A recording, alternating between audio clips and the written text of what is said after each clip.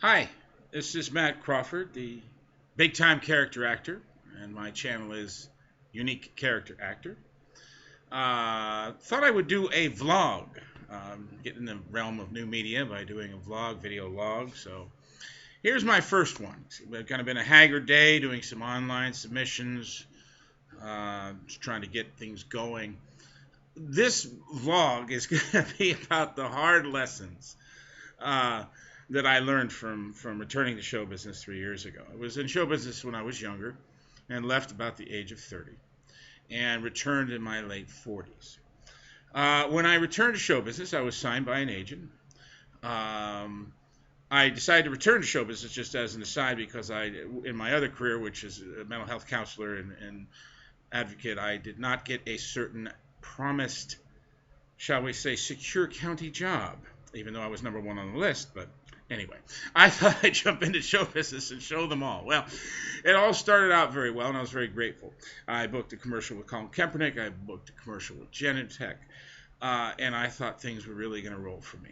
Well, what happened was immediately after that, it just stopped. It just dried up.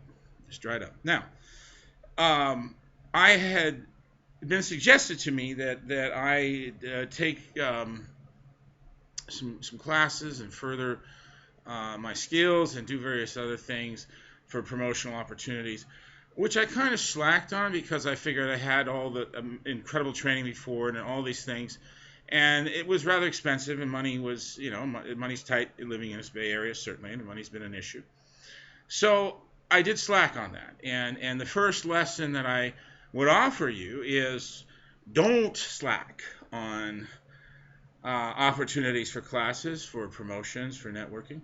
Don't slack on good headshots either. That was the second one. If I went a little bit below market on some headshots that weren't the best, and I don't think that then reflects the best image that we could have for our audition. So first lesson is don't slack on promotional opportunities. Second lesson, don't slack on the headshot. Third hard lesson is when I went back into show businesses, I was not actively. I was in between regular what they call day jobs. I then was able to secure a day job, which, due to a variety of reasons, I am no longer working at. And my assumption was that show business would pick up the slack, that my career would start in show business, so I wouldn't need the day job. Well, what that did was that put me in a place of need, rather than a place of fun, rather than a place of desire for my wonderful career in show business. It put me in a place of need. So I would look at auditions and say, I need to have this. I need to book this. I have to pay my phone bill. I need to do this. I need to do that.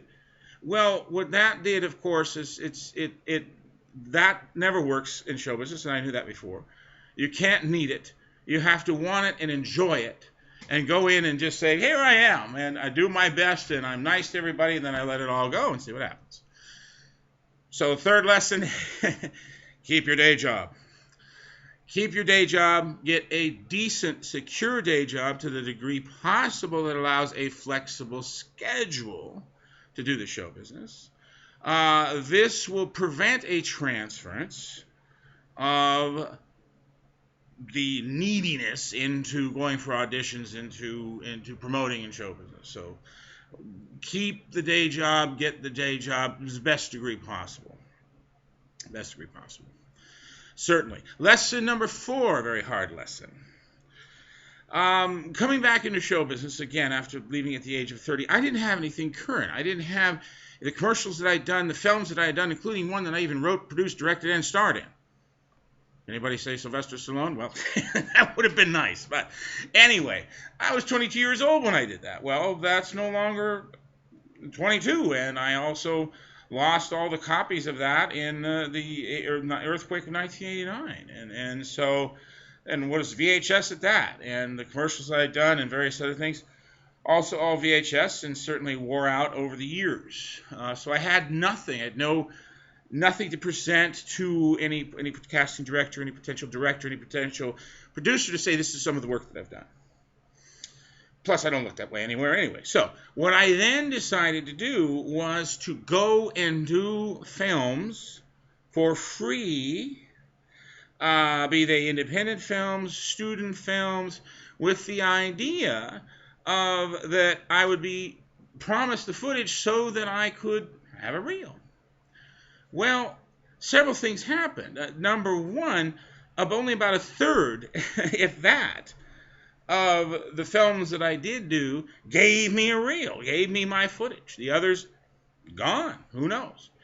And I found that an attitude of working for free ended up taxing my limited means as they were and are to an even greater degree than they ever should have been. And it also took energy away from doing the things necessary to have the big success, the big projects. So, excuse me. Lesson number 4. Don't work for free. Period. Dot. Don't work for free. Even if they pay you $20, don't work for free. The only caveat that I would say to that is you work for free if you may not have a lot of experience on set and want some experience and need it quickly.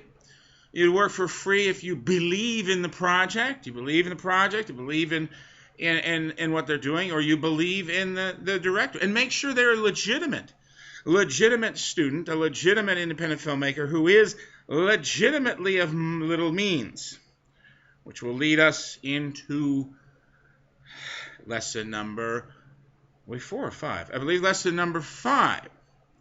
Before, I don't know. Anyway, it's been a long day. That lesson is this, and this is something that I knew from being in show business when I was younger, is believe nothing that you hear and only half of what you see, period. Certain people can promise you the moon and the stars and everything out there in the show business world and deliver nothing. And take advantage of your energy, of your time, of your commitment. And that is just probably one of the most horrible feelings in the world.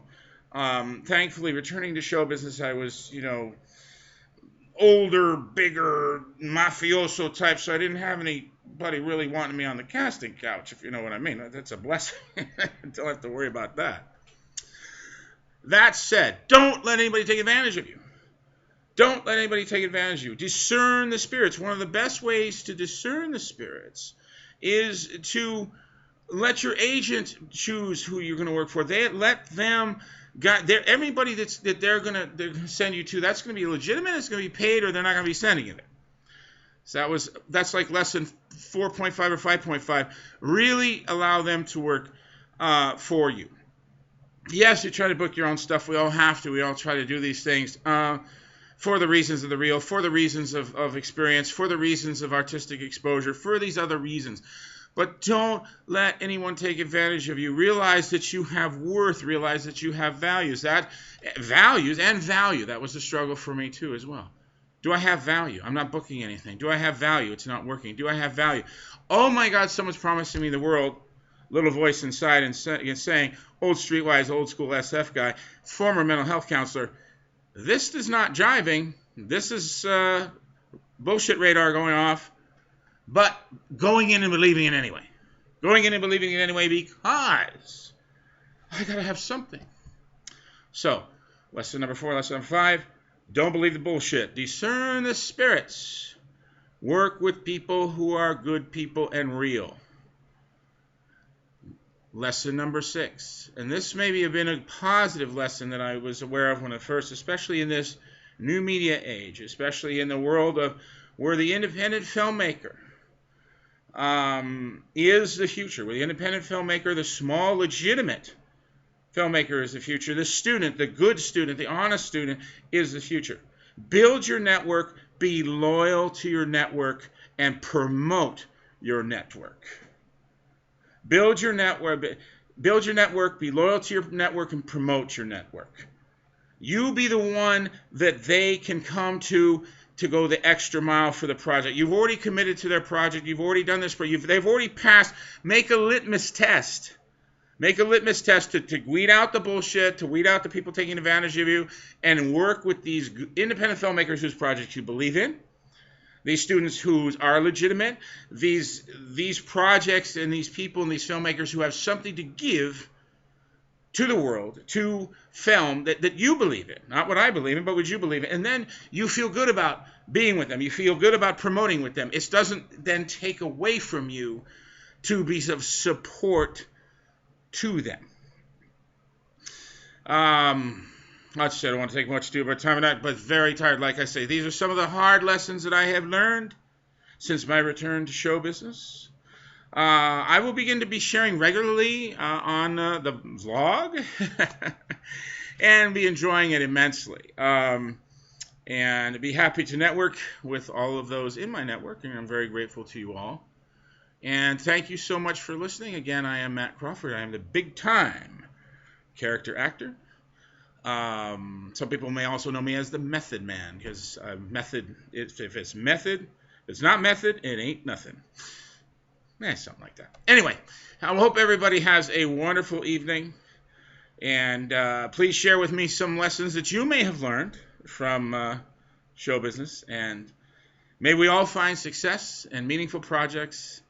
And everybody have a wonderful night.